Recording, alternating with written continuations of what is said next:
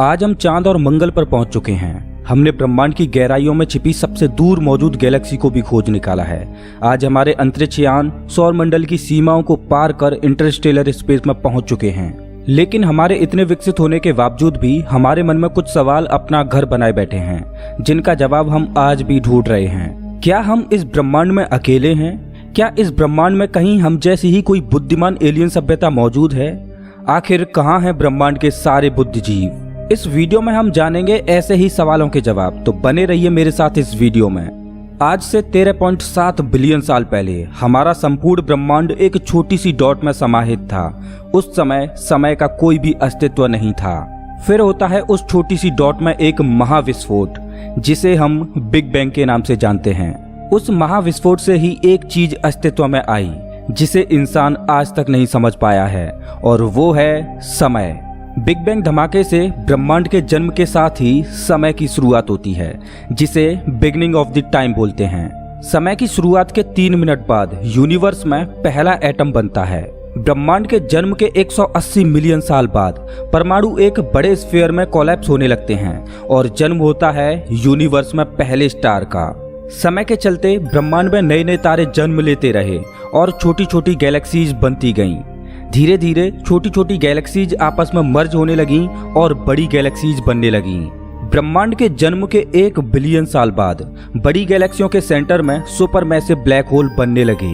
ब्रह्मांड के जन्म से लेकर 9 बिलियन सालों तक ब्रह्मांड में असंख्य तारे जन्म ले चुके थे और बूढ़े होकर मर भी चुके थे, जिनमें से कई तारे तो ऐसे रहे होंगे जिनके ग्रहों पर जीवन फला फूला भी होगा और वो विकसित होकर खत्म भी हो चुका होगा। लेकिन अभी भी ब्रह्मांड में नित नए तारे जन्म ले रहे थे और अभी तक हमारे सूर्य का जन्म भी नहीं हुआ था। लेकिन बिग बैंग के 9.2 बिलियन साल बाद, यानी अभी से 4.5 बिलियन साल पहले, एक नेबुला से जन्म होता है हमारे सोलर सिस्टम का, जिसमें हमारा सूर्य जन्म लेता है और साथ ही जन्म लेते हैं हमारी पृथ्वी सहित अन्य ग्रह। पृथ्वी के जन्म के बाद हमारी बेबी अर्थ से मंगल ग्रह के साइज का कोई आकाशीय पिंड टकराता है। उस टक्कर की वजह से पृथ्वी से काफी मलबा अंतरिक्ष में चला जाता है, जो पृथ्वी के चारों ओर एक रिंग के रूप में घूमने लगता है। धीरे धीरे उस रिंग का मटेरियल आपस में जुड़ने लगता है, जिससे जन्म होता है हमारे चंद्रमा का। धीरे धीरे पृथ्वी ठंडी होती है और इस पर ठोस जमीन बनने लगती है।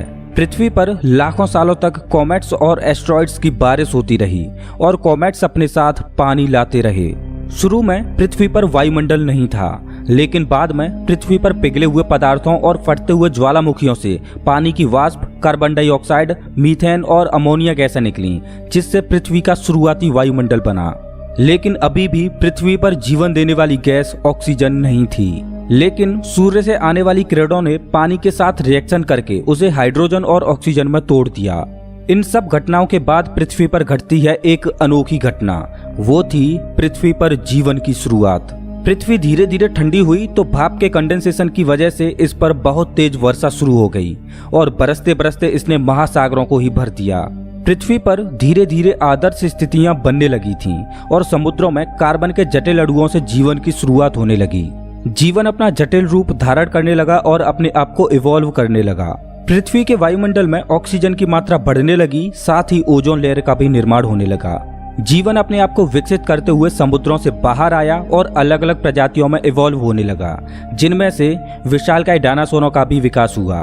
फिर आई एक महाप्रलय में डायनासोरों का अंत हुआ और पृथ्वी पर जीवन एक बार फिर से अलग अलग प्रजातियों में विकसित होने लगा। इस बार विकास करने की बारी थी मैमल्स की। मैमल से विकसित होते हुए आज हम इंसान बने, इस ग्रह की सबसे बुद्धिमान प्रजाति। आज हम अपनी बुद्धिमत्ता के दम पर चांद और मंगल पर पहुंच चुके हैं, लेकिन अभी भी हम एक ऐसे सवाल के उत्तर की खोज में हैं जिसका जवाब हमें आज तक नहीं मिला, और आज भी उस सवाल का जवाब ढूंढने में हमारी खोज जारी है। और वो सवाल है कि क्या इस ब्रह्मांड में हम अकेले हैं, या हम जैसी ही कोई एलियन सभ्यता इस ब्रह्मांड में कहीं मौजूद है? अगर इस ब्रह्मांड में हम जैसी ही कोई दूसरी सिविलाइजेशन है तो वो अब तक हमसे क्यों नहीं मिले? आखिर कहाँ है ब्रह्मांड में मौजूद एलियन? और क्या हमारे सौरमंडल में पृथ्वी के अलावा कोई ऐसा ग्रह रहा है जिस पर कभी जीवन फला फूला हो? जैसा कि हम जानते हैं कि हमारे सौरमंडल के जन्म के शुरुआती दौर में जब प्लैनेट्स जन्म ले रहे थे, तब ये अपने शुरुआती दौर में काफी गर्म थे और लाखों सालों तक ये ग्रह ठंडे होते रहे। उसी दौर में पृथ्वी की ही तरह मंगल ग्रह भी ठंडा हो रहा था, लेकिन पृथ्वी की अपेक्षा मंगल ग्रह पर आदर्श परिस्थितियां सबसे पहले बनी। कारण था मंगल ग्रह पृथ्वी की अपेक्षा सूर्य से दूर है और पृथ्वी से छोटा। जहां सोलर सिस्टम के बनने के 30 करोड़ साल बाद भी पृथ्वी एक भट्टी की तरह धधक रही थी, वहीं मंगल ग्रह पर उस समय आदर्श परिस्थितियां बन चुकी थीं। ध्यान दें, आदर्श परिस्थिति का मतलब पानी का तरल रूप में होना। जीवन के पनपने के लिए आदर्श परिस्थिति वो होती है जहां पानी ना तो गैसीय फॉर्म में हो और ना ही बर्फ की तरह जमी हुई अवस्था में हो। जब पृथ्वी एक भट्टी की तरह धधक रही थी तब मंगल ग्रह पर पानी तरल रूप में आ चुका था। मंगल ग्रह पर किए गए मिशनों से पता चला है कि इसकी सतह पर पानी के सागर और नदियां हुआ करती थीं।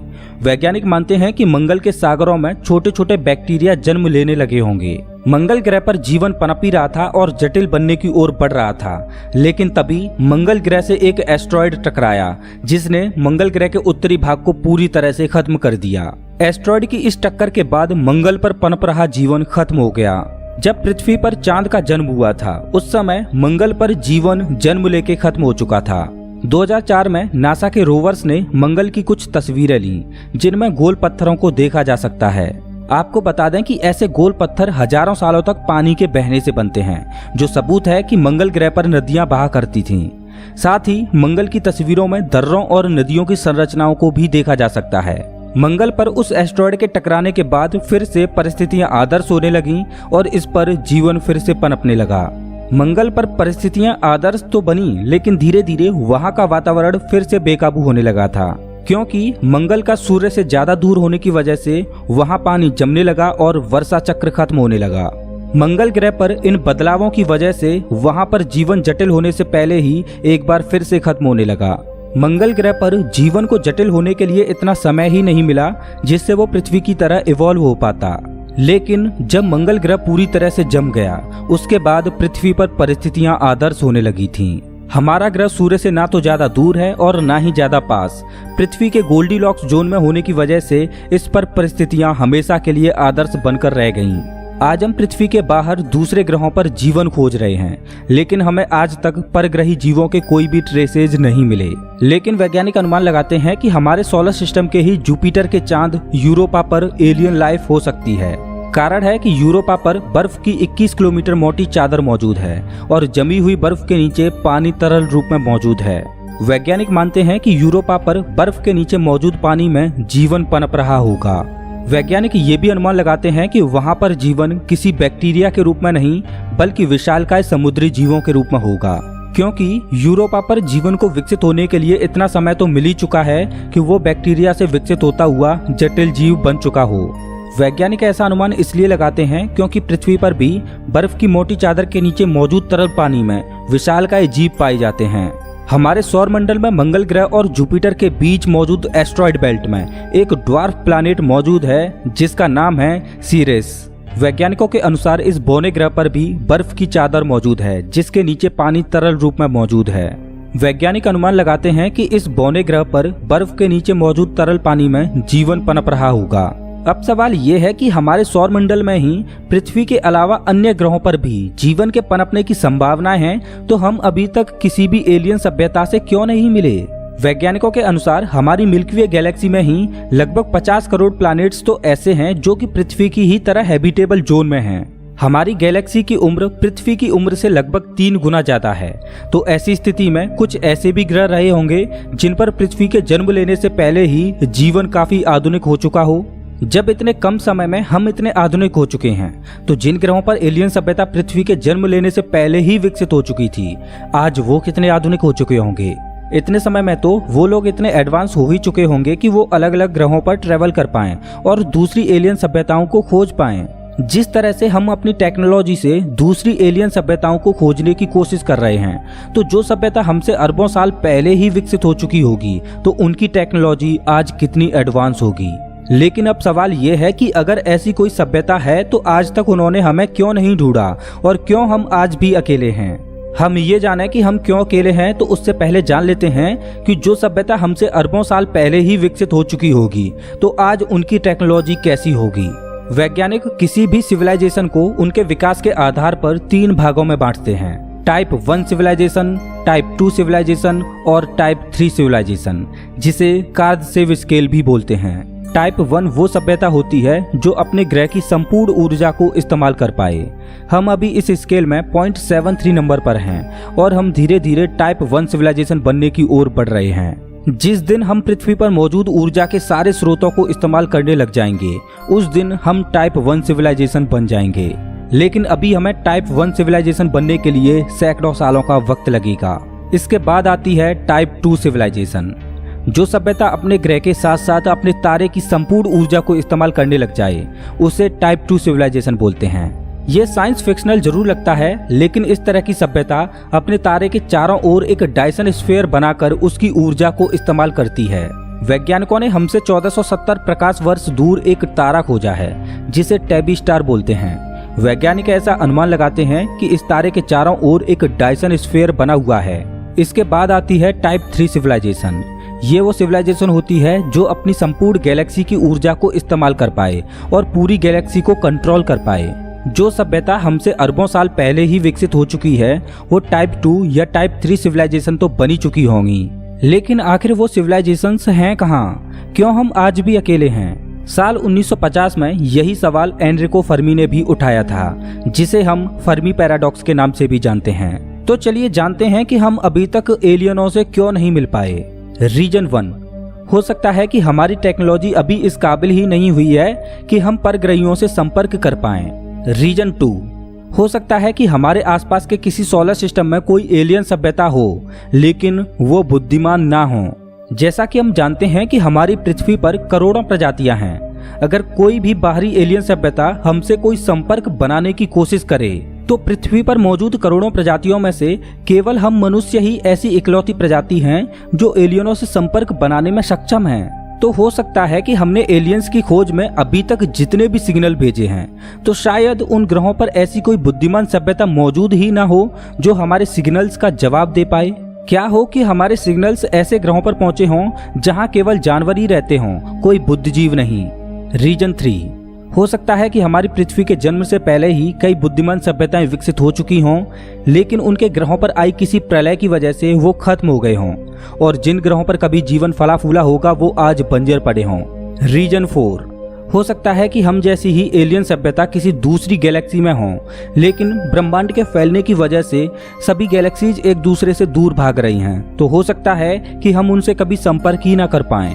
रीजन 5, हो सकता है कि कोई टाइप 2 या टाइप 3 सिविलाइजेशन हो और वो हमको दूर से विकसित होते हुए देख भी रहे हों और हम पर नजरें गड़ाए हों, लेकिन हमारी टेक्नोलॉजी अभी इस काबिल नहीं हुई है कि हमें उनका पता चल पाए, और वो जानबूझकर हमसे मिलना नहीं चाहते हों, क्योंकि हमसे मिलकर उन्हें कोई भी फायदा नहीं होने वाला।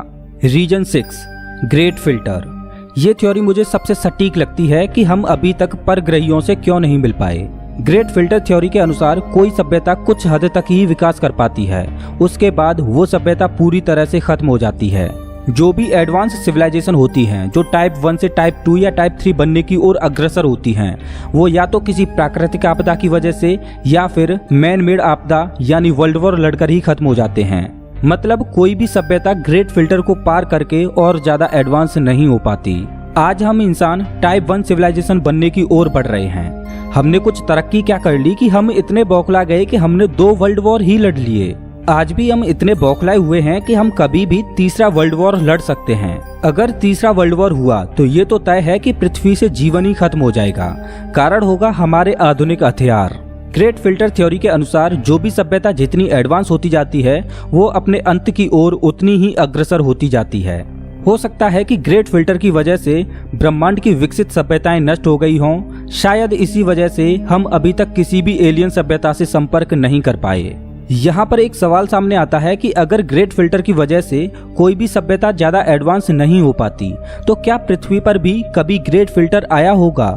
दरअसल अगर हम अतीत में झांक कर देखें तो ऐसा लगता है कि हमारी पृथ्वी ग्रेट फिल्टर से गुजर चुकी है, क्योंकि हम अतीत में मौजूद सभ्यताओं की छाप आज हजारों साल बाद भी देख पाते हैं। जैसे मिस्र की सभ्यता। आज भी मिस्र के पिरामिड्स हमारे लिए रहस्य बने हुए हैं कि इतने भारी भरकम पिरामिड्स को कैसे और क्यों बनाया गया था।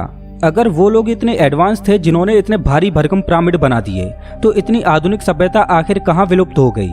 क्या वो लोग ग्रेट फिल्टर का शिकार हो गए? रीजन 7 जू हाइपोथेसिस।